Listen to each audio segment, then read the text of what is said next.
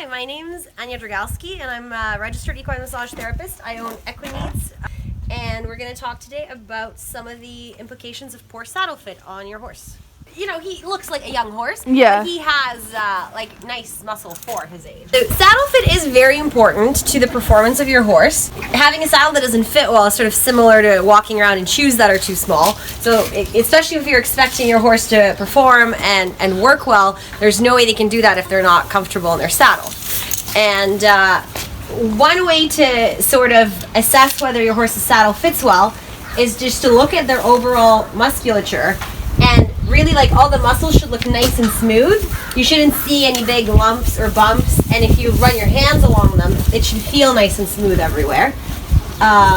There is like the old school test of running your hand really hard down a horse's back. It's not that precise because some horses are really sensitive and ticklish and they'll always react, and other horses, even when they're actually quite sore, won't really give you a big reaction because they're stoic. Something else to look for if your horse has higher withers is if they have big hollows behind the withers, which Archie doesn't. He's actually filling out here quite nicely for a 3-year-old. But if you'll see like a big hollow here, that means the saddle's most likely too narrow. And that often actually will coincide with really big muscles right over the shoulder blades because the horse has to compensate and is using incorrect muscles then. So it's sort of, it looks quite unusual, and if you notice that, that's a good indication the saddle doesn't fit. The area where saddle fit issues show up is in the rear, where the back of the saddle sits. What you'll often see here initially is the hair will just be kind of scruffed looking. It'll look like it's broken off, and that means the saddle is moving around too much back here. And in more severe cases, you'll actually see like a divot. Like if you stand and look, you'll see that there will be a hollow there, which should not be there. So that's really important to check for as well. So another thing you can check is look at your horse's back from behind. Stand on a step stool and have a handler hold them just so you're safe. And what you might see is that one shoulder blade through here, and then one side of the withers will be more built up than the other side. And all horses are a little bit crooked that way. They're all one-sided.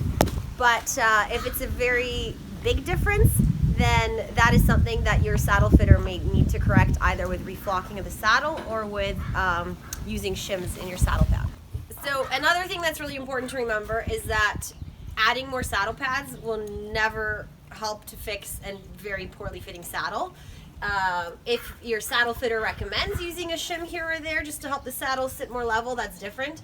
But putting more saddle pads under the saddle either will cause more movement where there already is too much movement, or it will cause more pressure where it's already too narrow. So there is no way to compensate for a really badly fitting saddle with just different saddle pads. As far as, you know, when to get your horse massaged, horses are athletes, so especially if you're showing and taking lessons and working your horse on a regular basis, they will get areas of tension that just arise just like we do when we start going to the gym. And routine massages also help to enhance performance of your horse, as well as find small problems before they become large problems. So quite often I will notice that there is a little bit of an issue with the saddle, and that maybe it needs to be adjusted before the horse is really showing any symptoms under saddle. And then also, massages are helpful once you either get a new saddle that fits your horse better or your existing saddle gets adjusted. And then what we can do is work out some of the existing little trigger points and areas of tension they have so they're more comfortable in their new saddle.